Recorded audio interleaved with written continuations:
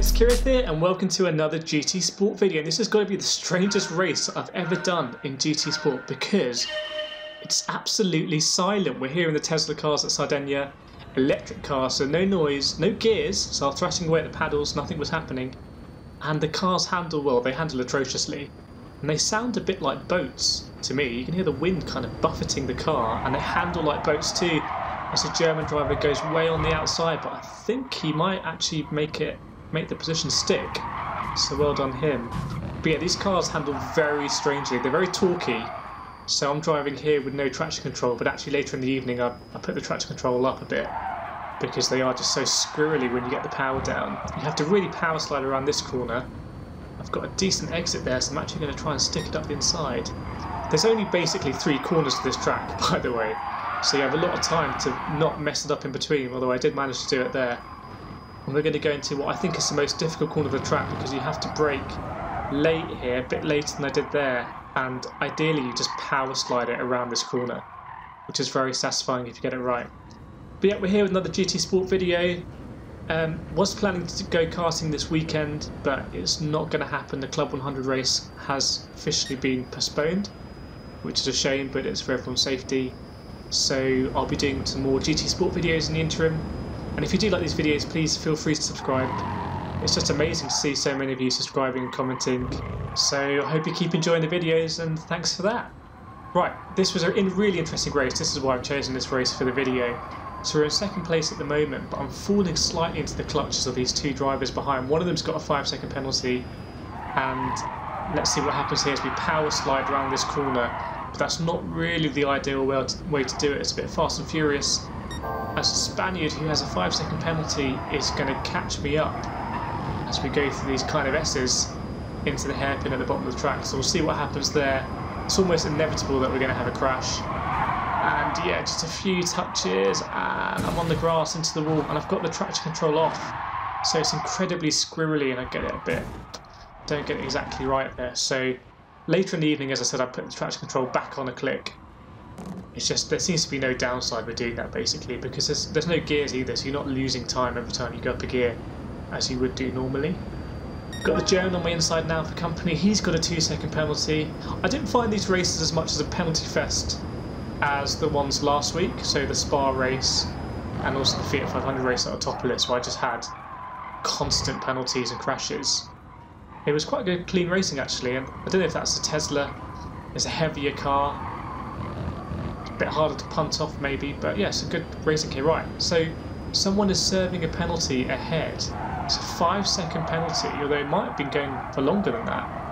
Actually, he's maybe picked up something else, and he's going to lose all his momentum here, and it's important that we get past the Spaniard as soon as possible so we can try and still get first position here. It's still on. If we can do it, it's a 5-lap race, not the 4 laps that we had last week. As we go into the hairpin, again, I'm not really braking late enough, but I'm smooth-ish on the throttle, smoother than the Spaniard.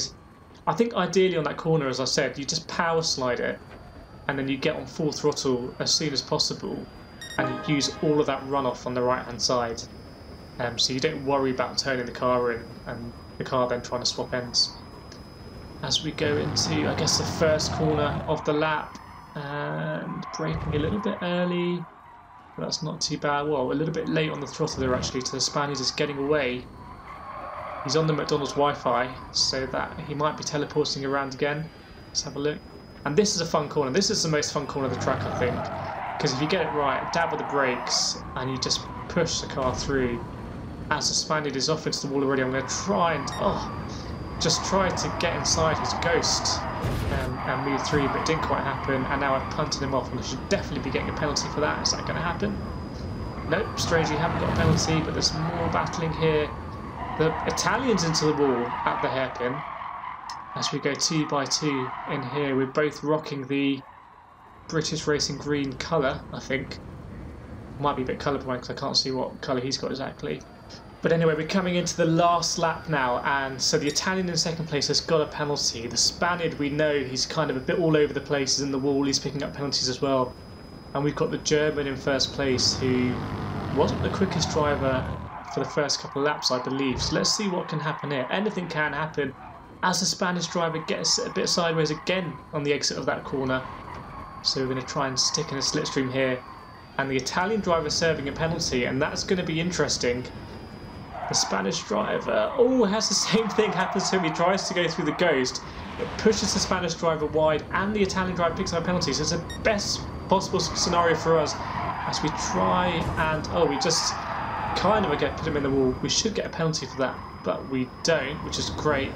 And now the Italian driver here has a 1 second penalty, and he's less than 1 second ahead. So as long as we don't mess this up, we're going to take that position. So we creep round the outside. He gets a bit of sideways. Have a look at the timing, and he just dives into the pits. Okay, he goes into the pits, unless he was doing some kind of Schumacher level 4D chess when Schumacher won the race in the pits. But there we go. So second place in the end, and quite a fun race. So that's just a short video about Daily Race A this week. Don't be put off because it's Teslas, because there's no, V6, V8, V12 engines. It's a fun race, I think, and only 3 corners, but one of them's all right. So yeah, I'll see you next time.